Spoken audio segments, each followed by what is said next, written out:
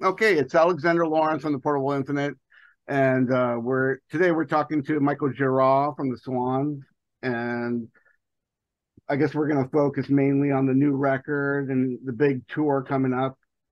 The new album's called The Beggar, and it's the 16th record from the Swans, and it's kind of after a little kind of break from the COVID break, they come back and they've done this record. So I got a lot of questions. It's great to see you today, Michael, and great. Thanks for having me, Alex. I'm calling you from LA. I'm a little younger than you, but that's okay. But so Where do you live in LA? Where oh, do you live in LA? I live in Orange County, but right now, but I lived in I used to live on Fairfax and Santa Monica around there that area, and I lived there for a while. downtown LA, and then Yeah. San Francisco. And I used to see you around in New York a lot. Um, Back in the 90s and stuff. And but we'll get to that.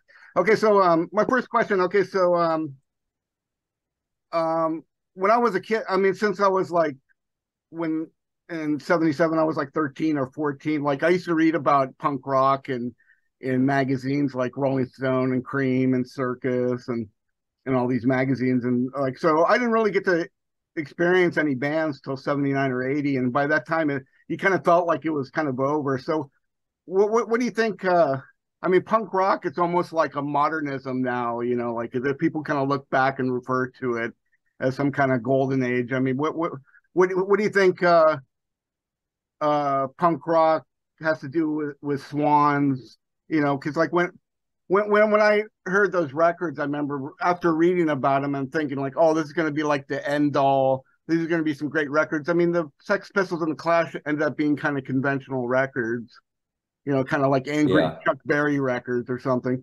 And that's right.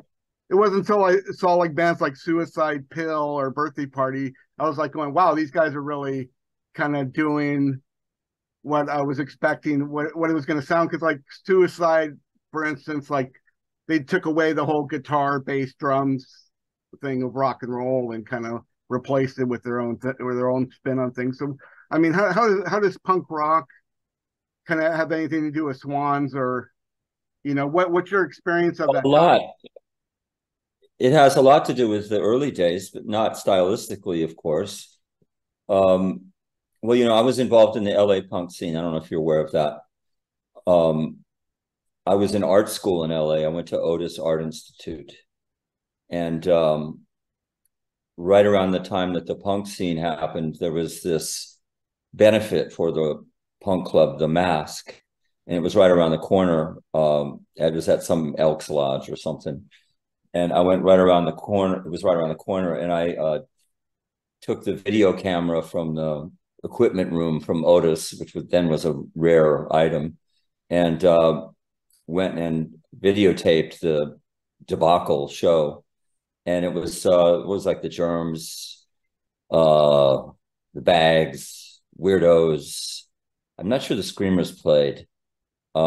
Just the whole acts, of course, all these bands, and I thought it was great. I wasn't thinking critically musically at the time, but it was just this outpouring of chaos and anger, which I thought was wonderful, and it kind of changed me in the sense that I was already disgruntled with the art world I was about to embark upon. I really didn't like the atmosphere of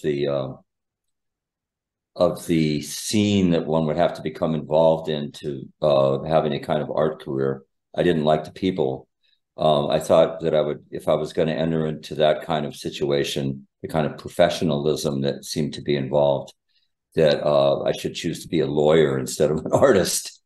And that was at the new burgeoning of art kind of double speak, this recondite language that was developing, and it made me very cold because of the art that I was interested in was much more visceral and had this underlying aspect of mystery to it. But anyway, uh, when punk happened, I thought that it was entirely relevant, not just the LA punk, of course. I was aware of the Sex Pistols and other burgeoning kind of musics. But I thought it was entirely relevant to modern consumerist society in that it was this expressing this kind of revulsion of what was going on in the world. And it made a lot of sense to me. And so my friend and I, Bruce Kalberg, we published this magazine called No Magazine, No, N-O magazine at the time. I did a couple of issues with Bruce, and it sort of married in this bungling way our interest in the more kind of animal aspects of art with music. And we had interviews with Suicide, for instance, and with X and the typical things. I did the first ever interview with the Go-Go's, which was fun. And so I was involved in that scene. I saw all the shows all the time. My favorite band of all those bands was the Screamers, who, like you mentioned, Suicide, were doing something different. And I thought they were fantastic. Well, also in the art world, I mean, there were in the 70s, there was like there was a lot of minimalism going on. And I mean, well, I actually now in retrospect, I really like minimalism a lot. I very much am drawn to it. But Richard Serra is one of my favorite artists. No, I like but, that. But the whole language surrounding it is, I guess, and just the careerist aspect of it, just really turned me off. So anyway, I left it. But eventually I started making music, and I had a band in LA called Little Cripples. And I have no idea what we sounded like. I don't remember anymore. It's been so long. And that kind of went nowhere. And then, of course, I knew about Suicide and Teenage Jesus and Theoretical Girls and the Contortions and all those things that were happening in New York at the time. Just a minute. Sorry, Michael. Sorry. My daddy's working here. I forgot. Sorry, Michael. Sorry, that's my little son. Yeah. So I, with my then girlfriend, Susan Martin, and the guy I was working on songs with, Bruce, Rick Oler, decided to move to New York and see what we could do there. Well, getting back to Suicide, like I remember they played like 3 nights at the Universal Amphitheater with Cars, and I don't know. Yeah. You said you went there to at least one of the nights, and I remember I didn't go to one of those nights. I did not go to those shows. Oh, they played a side gig. They played a side gig at a little fly-by-night punk club, maybe to 100 punks. Okay. And they set up on the floor. There was no stage.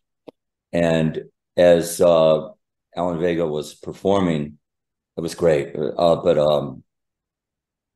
as he was performing, the punks were lined up right at his face, and they were spitting directly in his face. And he was rubbing it across his face and into his mouth and just saying, thank you, and then hitting himself in the face with this microphone and saying, thank you. And I just thought that was tremendous art. It's just amazing. It's like this taking abjection and making it a form of strength. And I just found it wonderful. I think he did a similar tour like that with the Clash, and I think he got the same reaction. I think that was much more dangerous. I think the Clash audience was really violent towards them, threw like beer bottles at him, And so, when I saw him with the Cars, like the Cars audience wasn't having it either. I remember like in LA at that time, they had like the Cars and Suicide, and people were kind of booing him, and he was doing Dream Baby Dream and pulling up his collar and stuff. And I remember that. And then I remember at the same time, like Black Sabbath played with the Ramones at the Santa Monica Civic. Do you remember that show? And they got booed off stage. No. Okay, so you weren't there. Okay, enough. No, I didn't go to that. I did go to I think it was the Cramps opening for, what was it? Not Gang of Four. No, some band like that at the time. It might have been The Clash. The Cramps were opening, yeah, I think that might have been.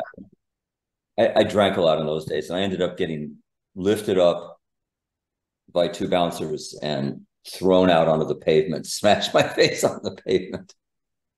I was screaming. I think I was screaming at The Clash that they were posers or something. I don't remember, but yeah, the whole punk rock thing was meaningful to me. Once it shifted to hardcore, I had pretty much zero interest in it. It became this macho thing, and it was like the guys that would beat you up in high school. It was just Yeah. really stupid, and there was a diminishing amount of females at the shows, and the whole stupidity of the stage diving and everything. I just thought it was really dumb. In the mosh pit, I mean, what stupidity! That didn't exist in the early punk days. Well, I mean, I saw Black Flag in '80, and I mean, it was interesting to see the star at the Starwood. It was interesting to see that environment, but a few months later, I was kind of bored. I was just okay. People kind of do the same thing, and it's like almost like repetitive action. Yeah, I mean, Black Flag had some very good moments, but in general, the run of the mill hardcore band was just appalling to me, and the whole scene and the macho aspect of it was just really dumb. Yeah, So punk rock had its moment, but it to me it wasn't what I learned from it was not the style of it or anything. It was more the idea of making something happen with limited means, with whatever you had at your disposal.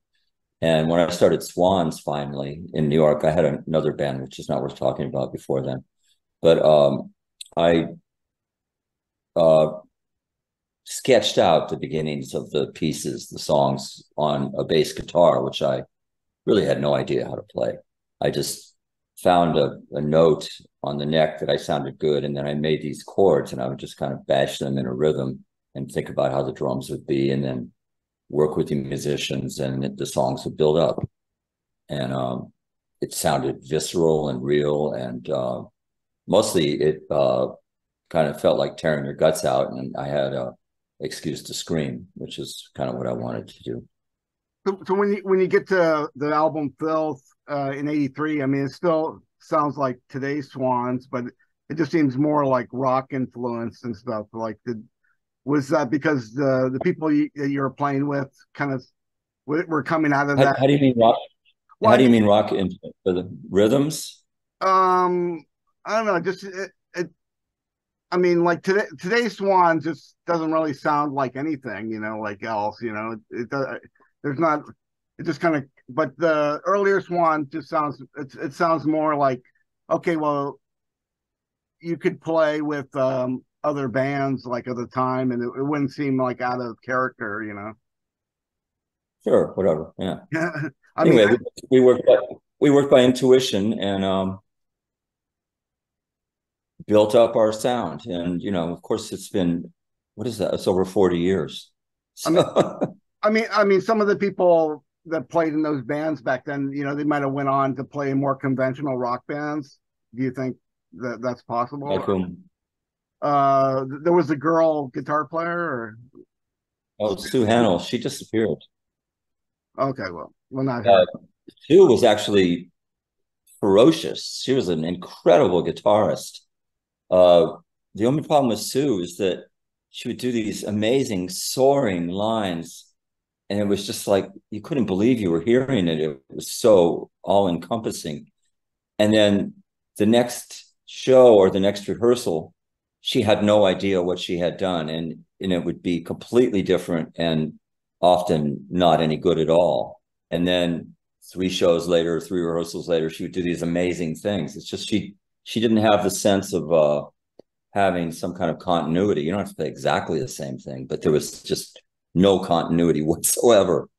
It's like one night she sounded like a sort of protean Casper Brodsman or something, and the next night she sounded like someone scratching on your guitar with an ice pick.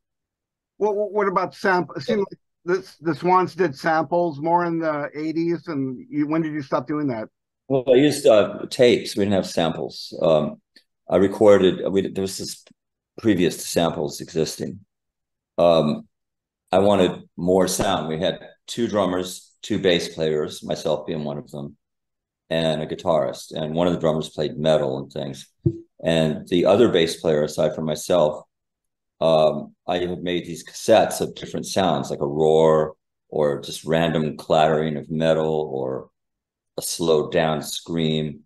And we would have a cassette player on top of an SVT rig and connected to a volume pedal. So that you put a cassette in the player and the cassette was playing constantly the sound, say it was going, and through with a volume pedal, he could bring the sound in and out in rhythm. So it just made this additional oomph to the sound. Later on, when sampling became possible using delays, you have a delay unit, you could grab a sound and have it repeat. We use those for different, like this is pre-samplers as well. The song "Time Is Money Bastard" on the album. It's a single actually. "Time Is Money Bastard." I recorded and sampled into this delay unit the nail gun I use at my construction job, and that became the snare. And I think even the kick pitched down an octave. And so that's how the drum was made in that instance. But gradually, as time went on, when Jarbo and I made samples for her of organs and different things, of little figures from other records, always changed them so they weren't recognizable and used those as part of the texture of the sound. And then by the time of Soundtracks for the Blind in the late 90s, there was a lot of field recordings used and some so-called samples, but I tend to look at them more as field recordings. They were used. And with this project I did immediately after Soundtracks for the Blind, The Body Lovers, I used lots of pre-recorded stuff as well as stuff that was played by musicians and mixed those together. But then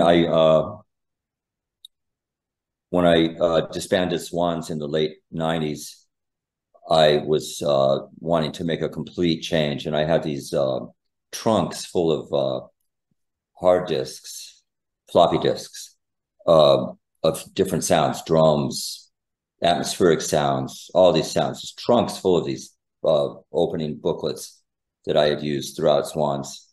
And I took them to dump and threw them away. And that's when I started my group Angels of Light. And I just used my acoustic guitar and had other musicians play actual music. And we don't really use samples anymore. There is a piece on the new album called The Beggar Lover, which uses pre-recorded things, but it's not really samples. Yeah, well, I read Thurston Moore has a memoir that's coming out. I read that, and I previously read Kim Gordon's book, and they all kind of talk about that early tour you did with Swans and Sonic Youth, and I mean, there was like before you, there was a lot of these no wave bands that were in New York, and they seemed like, oh, we just want to play around New York, and that's like our goal is just to do a big gig in the East Village or something. Was there an idea at some point with Swans and Sonic Youth to get outside New York and just to go out there and play? And what were those early tours like? And there was like there was described in the book as like people sleeping in like Econoline vans and stuff, you know, side by side. Yeah, windowless Econoline vans. With the gear, yeah. It was shambolic, as you might expect, and difficult. But, you know, we were much younger. We could withstand anything. And there was no money. There was no audiences. I think a big turnout on those little tours would have been 50 people, and I highly doubt we ever had that. Yeah, what did we call it? The Savage Blunder Tour? Yeah, That's exactly what it was, just a big mess.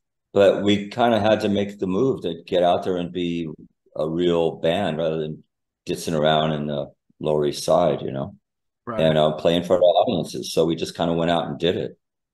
And that's how Swans did their first tour of Europe as well. We had a couple gigs lined up, and then we ended up staying for something like 2 months, just through word of mouth, traveling around, and it was no money at all, just really hungry quite often. And somehow just made our way around Europe and ended up in London. And fortunately, through the good graces of Jim Thirlwell from Fetus, he recommended this label person to come see us opening for the fall in London. And we got signed on the basis of that show. And that was where everything changed, thanks to Jim. It kind of, for Swans, it kind of happened in Europe first and then America. Nothing happened in Europe. I mean, we were playing to zero people, basically. Uh, but yes, so the label it was called K422. It was part of Some Bizarre Records. Changed everything. Yeah. We started getting press over there, and then we were able to tour and make some tiny amount of money, and some people showed up, and I don't know, things just grew from there. Well, I want to talk about this book, The Consumer here. It's like I've had this is like my second copy. I think I lost the other one in New York somewhere.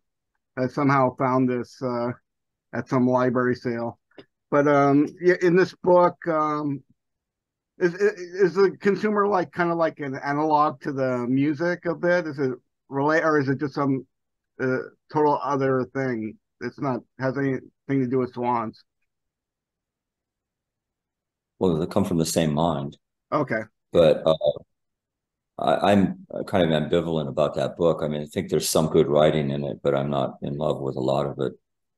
I just made another book called The Knot, which has a great deal of that book in it, as well as other short stories and journals and all of my lyrics I ever wrote, including ones that weren't used in recordings. And I'm more sanguine about that book than I am the consumer. Some of the writing in the consumer was kind of juvenile. Okay. But yeah, I mean, I certainly tried. I don't know. I think the consumer you kind of underplay. I think the consumer is good. It's I mean it's kind of I like think some of the writing is very good. Some of the writing is very good. Not all of it, certainly.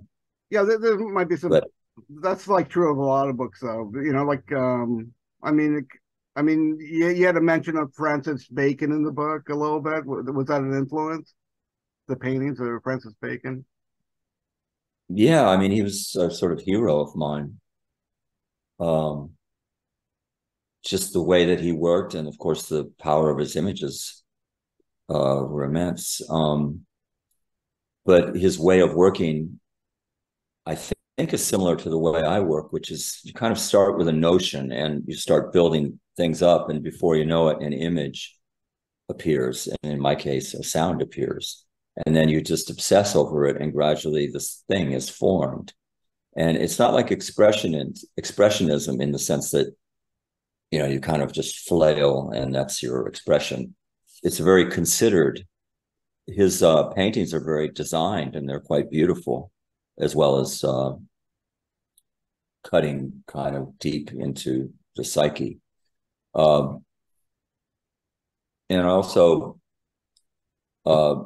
admired the romantic aspect of his lifestyle, his carousing and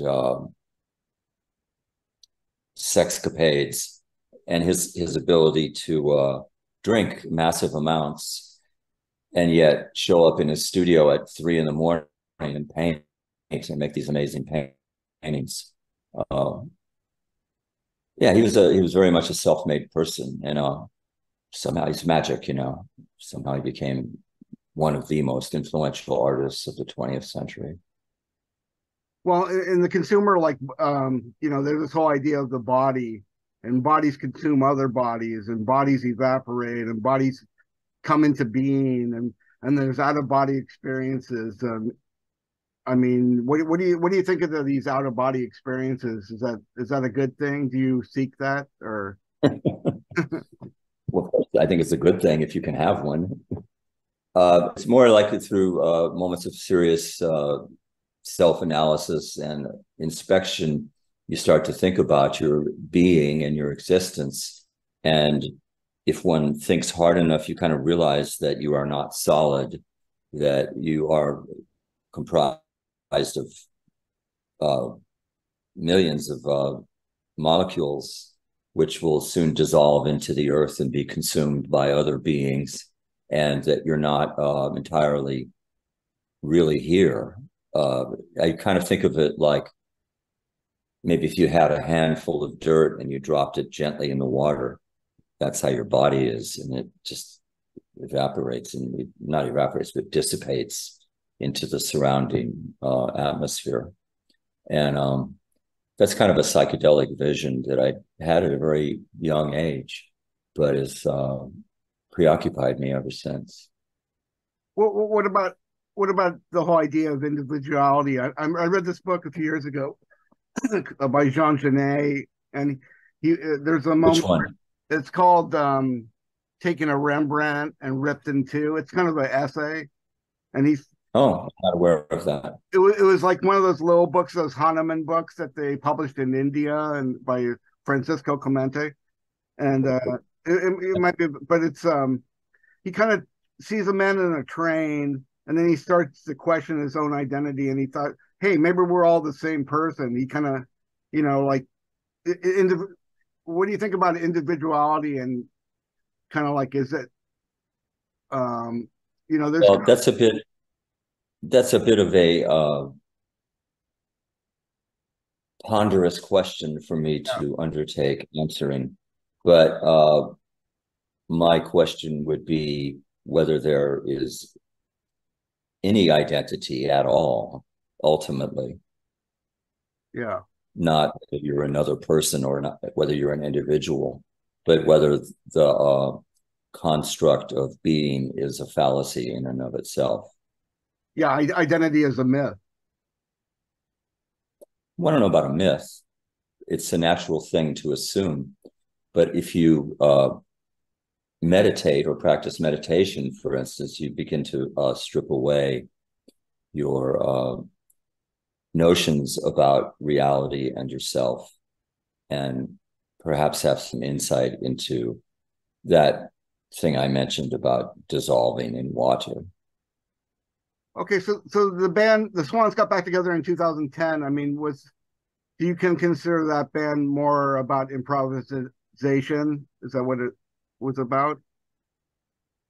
No, it was about songs, but they grew into these pieces through attrition and work. Um, we, as a group, were so organically connected just through the grace of God. I had no idea that when I restarted it, that it would work out so well. We all knew each other, but we had not all played together as that group before. And as we started to tour, it became obvious that we had something really good going on, and we started to feel phony playing prearranged songs, especially songs from the past. And so live, we would start to dissect them and let sections breathe, have open sections where anything could happen. And maybe something happened that night, and then next night I would say, let's take that and pursue that. And then we would pursue that thing that happened. And gradually these pieces would grow. And so the material from 2010 to, 18, I guess. A lot of it was developed that way. I would start out, a lot of it with just my acoustic guitar, and I would take it to the group and say, I have this song, and then we would start to work on it. But through performing live, things really changed and grew. It's not like improvisation, like a jazz group. it's a different kind of thing. It's more like this kind of roiling sound that you're molding as a group. Well, when I hear like some songs like Frankie M, and other songs, the Knot, like it seems like there's like kind of an introduction. There's an intro part where you're maybe playing like the same chord or note, and then the second part's like the song, and then there's like a third part which everybody's kind of you're kind of like make it there's like everybody's like looking at each other and making it more intense or less intense, and you're kind of like driving the song home kind of at the end. Like so there's an intro, the song, and then kind of like this outro where everyone's kind of taking the song home, kind of like enforcing the point. Kind of like and it's getting more crazier and crazier. Will it ever stop? And it's like like it's almost like an acid trip, I guess. Well, yeah, if it reaches that level, it's wonderful. I don't know. I mean, the material had the potential to elevate us on a nightly basis, throw ourselves completely into it physically, mentally, and psychically for it to work. And we managed to do that to a remarkable degree. I think that group was the best group I ever had. And it was probably the pinnacle of any music I'll ever be involved in. What I'm doing now is different, and I think it's very good. I hope so. The musicians with whom I'm working are great. Many of them come from that previous iteration. And we're starting to really expand and grow the material in this new iteration. But I don't, have any illusions about reaching the heights that material reached from 2010 to 2018. That was sort of beyond our control. It just happened. I mean, in some of the interviews before, I mean, you talk about songs as dead meat. Like, okay, that song's dead meat. We're not going to play that anymore. So, it's like roadkill. We're just going to like leave it on the road. It's back there. And yeah, well, I mean, if something becomes rote, or you just feel like you're reciting it, and it's not actively electrifying your molecules as you play, then what's the point? And we're not a rock band in any normal sense, and I don't have to prove anything. I don't have to sell records. I mean, I hope to sell records, but I'm just fine if no one buys them. I'm fine if a lot of people do. I'm fine if no one comes. I'm fine if a lot of people come. It's what I do. I have to do this music, so I'm doing it. And if I'm going to do it with time I have on Earth, it has to have some truth in it, and that to me involves risk and total 100% commitment to making a sound that resonates into the core of who you are as you make it. Yeah, a friend of mine was at one of your shows at the Bowery Ballroom. He witnessed the Soundcheck. He said that your Soundcheck is probably better or more interesting than 95% of the bands out there. It's like, do you have any comment on that? Do you have no? Do you have super long sound? Well, a lot of stuff that happened in the Soundcheck was developing what was going to happen, what might happen later, not trying to get this one section right. It was more trying to find a new way to play something we already knew. Okay, so let's see what else. Okay, so you record all the albums in Berlin now, or? Well, I have been. That's just through happenstance, really. It turns out that Larry Mullins and Christoph Hahn and Dana Schechter live there, and we all have to convene someplace. And there's some facilities there we can use to rehearse that are reasonably priced. And there's a studio I use there with this fellow Ingo Kraus, who's an amazing engineer, called Candy Bomber, and it's very comfortable to work there. So we just go there to record and to rehearse. Okay, well, and yeah, okay. Well, go ahead.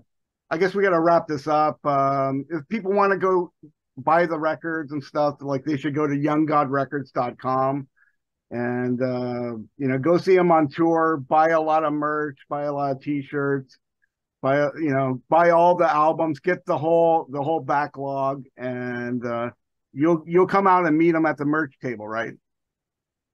Of course. Okay. You know where I learned that was Ralph Stanley.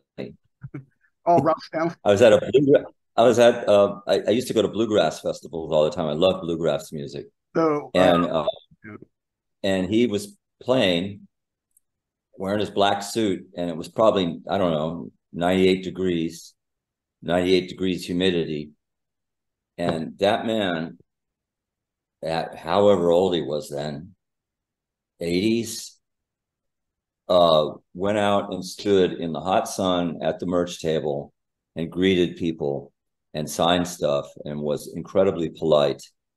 And I just thought, that is commitment, and that's what you have to do. You have to meet people, you have to show them respect, and most of all, you have to be thankful for the fact that they care about the thing you love. And that was a shining example of how to behave as a musician. Okay, well, thank you for talking to me today, and buy the music again. Younggodrecords.com. We'll talk to you. We'll see you at the shows, everybody. Thank you very much, Alex. Yeah, cheers. Bye. Let's see. Okay. Oh.